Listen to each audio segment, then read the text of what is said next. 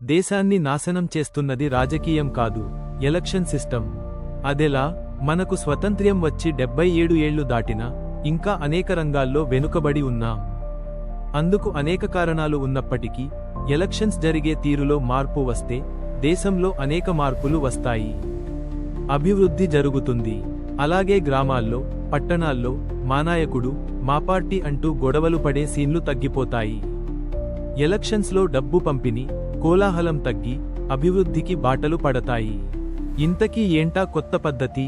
దాంతో ఇన్ని మార్పులు ఎలా సాధ్యం? ఇలాంటి ఆసక్తికర విషయాలు తెలుసుకోవాలంటే ఈ వీడియో చివరి వరకు చూడండి. ఇప్పుడు మన దేశం ఫాలో అవుతున్న ఎలక్షన్ సిస్టమ్ పేరు first past the post system. అంటే దీనర్థం, ఎన్నికల్లో పోటీ చేసే అభ్యర్థుల్లో ఎవరికి ఒక ఓటు ఎక్కువ వస్తే వారిదే విజయం. ఉదాహరణకి, నలుగురు క్యాండిడేట్స్ పోటీ చేసిన ఏదైనా ఒక నియోజకవర్గంలో ప్రజలు వేసిన ఓట్లు ఆ నలుగురికి షేర్ అవుతాయి. ఒక్క ఓటు ఎక్కువ వచ్చినా కూడా సదరు అభ్యర్థి విజేతగా ప్రకటించబడతాడు. అతనికి ఆ నియోజకవర్గంలో ఉన్న మొత్తం ఓట్లలో 40% మాత్రమే వచ్చినా కూడా అతడే విజేత. దీనర్థం, ఆ అభ్యర్థిని వాస్తవానికి 60% మంది ప్రజలు తమ నాయకుడిగా కోరుకోవడం లేదు. అవునా? ఇది ప్రజల తీర్పుకు విరుద్ధం. అలాగే ఈ విధానం వలన ఆ 60% ఓట్లకి విలువే లేకుండా పోతుంది. సో, చిన్న పార్టీలు, కొత్తగా వచ్చిన పార్టీలు ఈ పోటీలో ఎప్పుడూ గెలవలేవు. మరొక అంశం ఏంటంటే, ఈ పద్ధతి వల్ల భారీగా డబ్బు, కులం, మతం, ప్రాంతం, వర్గం అంటూ ప్రజలు విడిపోతారు. నాయకులు కూడా ఆ విధంగా ప్రజలను రెచ్చగొడతారు. మరోవైపు ప్రపోర్షనల్ రిప్రజెంటేషన్ పద్ధతిలో ఇలాంటి సమస్యలు ఉండవు. దీనినే దామాషా పద్ధతి ఎన్నికలు అని కూడా పిలుస్తాము. ఈ విధానంలో వివిధ పార్టీలకు వచ్చిన ఓట్ షేర్ ఆధారంగా అసెంబ్లీలో సీట్లు కేటాయించబడతాయి. అంటే ఒక పార్టీకి 25% ఓట్లు వచ్చాయనుకుందాం. అసెంబ్లీ మొత్తం సీట్లలో 25% సీట్లు ఆ పార్టీకి కేటాయిస్తారు.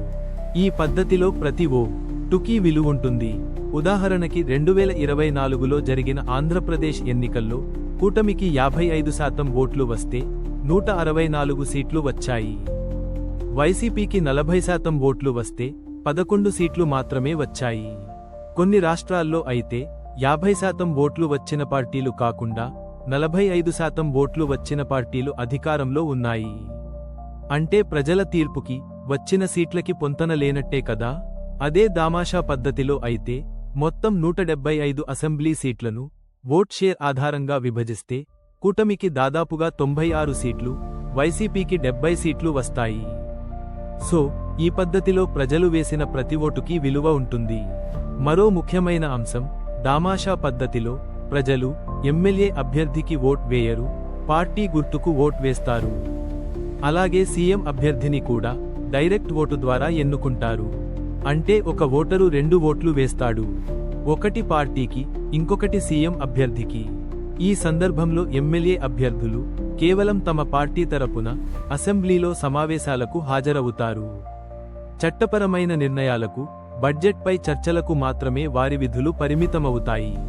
సో, ఎమ్మెల్యేలు తమ నియోజకవర్గంలో ఎటువంటి పరిపాలనా అంశాల్లో తలదూర్చకూడదు.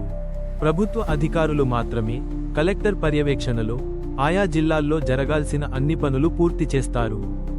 ఇప్పుడున్న ఎలక్షన్ సిస్టంలో ప్రజలు ఎమ్మెల్యేలని ఎన్నుకుంటే ఆ ఎమ్మెల్యేలు సీఎంని ఎన్నుకుంటారు.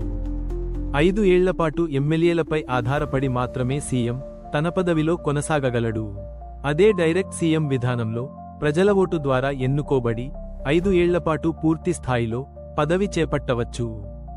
ఎమ్మెల్యేలపై ఆధారపడాల్సిన అవసరం లేదు. సీఎం ప్రజా సంక్షేమం, అభివృద్ధిపై పూర్తిగా శ్రద్ధ వహించే అవకాశం ఉంది. దామాషా పద్ధతి ఇప్పటికే నెదర్లాండ్స్, జర్మనీ, ఫ్రాన్స్, యుఎస్ దేశాల్లో సక్సెస్ఫుల్గా రన్ అవుతుంది. అయితే ఇండియాలో ఈ దామాషా పద్ధతిలో ఎన్నికలు నిర్వహించాలని ఎప్పటినుండో ప్రతిపాదనలు ఉన్నప్పటికీ ఇండియాలో పెద్ద పార్టీలేవి అందుకు సుముఖంగా లేవు. ఎందుకంటే వారికి ఇప్పుడున్న ఎలక్షన్ విధానం ఫేవర్గా ఉంది. దీనికి రాజ్యాంగ సవరణ కూడా అవసరం అవుతుంది. అలాగే ప్రజల్లో కూడా అవగాహన పెరగాలి.